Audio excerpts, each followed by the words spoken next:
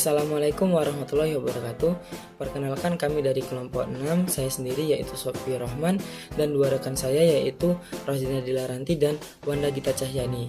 Pada kesempatan kali ini kami akan menyampaikan materi pemikiran demokrasi barat. Materi pertama akan disampaikan oleh saya sendiri yaitu demokrasi dalam pandangan barat. Demokrasi menurut para ahli ditemukan di Yunani pada abad ke-5 sebelum Masehi. Merupakan penemuan yang sangat menarik oleh bangsa-bangsa di dunia karena dianggap sangat berguna untuk negara-negara yang berdaulat. Pada pasang surutnya, demokrasi dibela mati-matian oleh para tokoh-tokoh Yunani seperti lain halnya dengan tokoh-tokoh Yunani lainnya. Plato dan Aristoteles dengan tegas menyatakan bahwa demokrasi sangat berbahaya. Plato khawatir bahwa pilihan rakyat belum tentu baik, apalagi kondisi ilmu pengetahuan rakyat yang masih terbatas.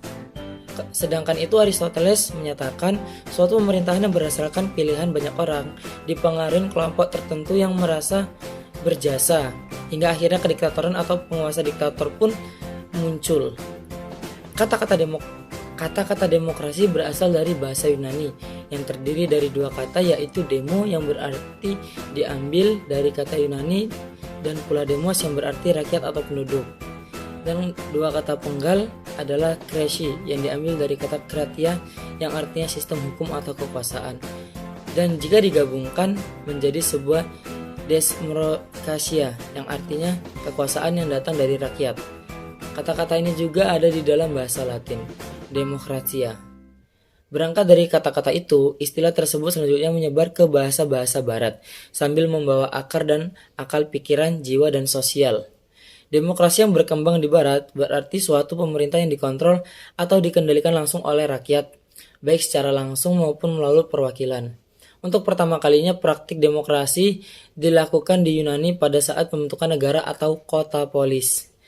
Tatkala seluruh rakyat atau warga berhak untuk berpartisipasi dalam pembuatan keputusan politik, maka cara seperti itu disebut demokrasi langsung. Sistem ini dapat dijalankan sesuai dengan kondisi penduduk.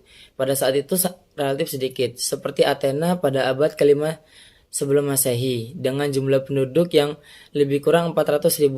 Sementara memperoleh hak untuk duduk dalam majelis umum rakyat berjumlah 10.000, karena selebihnya adalah budak. Meskipun demikian, beberapa hal yang cukup menarik dalam sistem demokrasi Athena adalah pada hakikatnya warga negara sendiri yang langsung membuat keputusan politik dan mengawasinya. Kemudian terdapat ekualitas hukum dan politik, sehingga tidak disertai dengan ekualitas ekonomi. Bagi semua warga negara dalam hal memberikan suara pada berbagai isu dan dialog terbuka termasuk dalam hal menduduki jabatan pemerintah. Kebebasan berpolitik dan berkewarganegaraan ini dijamin sepenuhnya dan proses penentuan kebijakan dilakukan dengan pemungutan suara atau voting yang berarti keputusan didasarkan dengan suara mayoritas atau suara terbanyak. Sekian. B. Musyawarah dalam pandangan Islam. Musyawarah sangat penting dalam menciptakan peraturan dalam masyarakat. Setiap negara maju yang menginginkan terciptanya keamanan, ketentraman, kebahagiaan, dan kesuksesan bagi rakyatnya selalu memegang prinsip musyawarah, karena tidak satupun yang menyangkal akan kewajiban musyawarah dalam Islam. Konteks Al-Quran dan As-Sunnah berarti partisipasi semua pihak untuk menentukan dan menata kehidupan manusia secara keseluruhan.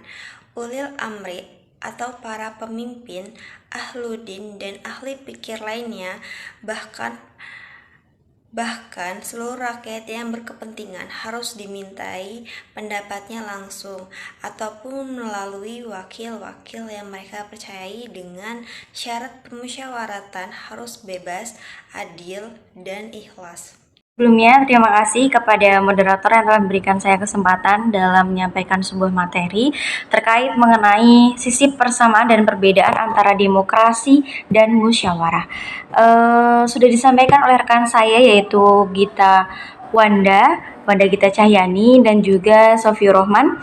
Sekarang saya akan membahas terkait mengenai sisi persamaan dan perbedaan antara demokrasi dan musyawarah. Sebenarnya dalam memperhatikan makna dari judul yang sudah tertera ini, maka ditarik sebuah kesimpulan tentang makna demokrasi dan sebenarnya musyawarah itu seperti apa. Nah, demokrasi maupun masyarakat adalah hal yang sangat terbuka dalam melibatkan berbagai komponen bangsa untuk kepentingan rakyat. Sehingga apapun itu yang didasarkan dengan demokrasi dan sebagainya itu adalah bentuk dari populer rakyat, dari rakyat, oleh rakyat, untuk rakyat, dan tiga ini menjadi faktor penting dalam sebuah musyawarah ataupun demokrasi. Oleh rakyat yang dimaknai apa? Yang dimaknai adalah rakyat yang memahami persoalan secara komprehensif agar segala keputusan yang diambil tidak serta-merta merugikan rakyat itu sendiri. Nah, prinsip dasar yang kita ketahui di sini adalah equality before the law. Artinya adalah kebebasan dalam berpikir dan mengeluarkan pendapat. Ini yang harus menjadi sebuah keadilan dalam mempertahankan sebuah kebebasan dalam menyampaikan argumentasi ataupun pendapat serta hak asasi manusia yang menjadi pegangan ataupun yang menjadi pedoman sangat dijunjung baik oleh demokrasi maupun musyawarah itu sendiri. Dalam undang-undang ataupun peraturan pemerintah itu sudah tertera dan sudah sangat jelas terkait mengenai penyampaian ataupun kebebasan untuk berargumentasi atau mengeluarkan pendapat. Beberapa masalah kesejahteraan rakyat, demokrasi lebih bersifat duniawi yang mengarah pada kebutuhan hidup material, antara lain yaitu kebutuhan makanan, pangan, sandang, dan papan. Jadi sandang, pangan, papan itu sangat penting dalam kehidupan dalam bermasyarakat. Musyawarah selain itu juga kebutuhan moral, spiritual sebagai perekat duniawi. Artinya bahwa kehidupan duniawi juga dijunjung tinggi oleh masalah spiritual ataupun religi sebagai ibadah terhadap Tuhan Yang Maha Esa. Maka kekuasaan demokrasi bisa jadi di tangan parlemen atau lembaga yang diatur oleh undang-undang. Kenapa demikian? Karena demokrasi adalah suatu sistem yang ada di Indonesia, yaitu bebas dalam melakukan kebebasan dalam melakukan demokrasi, yaitu kebebasan untuk berpikir dan menyampaikan gagasan. Artinya di sini memang sudah sangat jelas yang saya sampaikan tadi. Ini menjadi faktor penting dalam masyarakat itu sendiri untuk melakukan kebebasan dalam berpendapat sesuai dengan undang-undang dan peraturan pemerintah. Mungkin ini yang dapat saya sampaikan terkait mengenai materi tersebut. Bila ada kesalahan, saya mohon maaf. Saya kembalikan kepada moderator.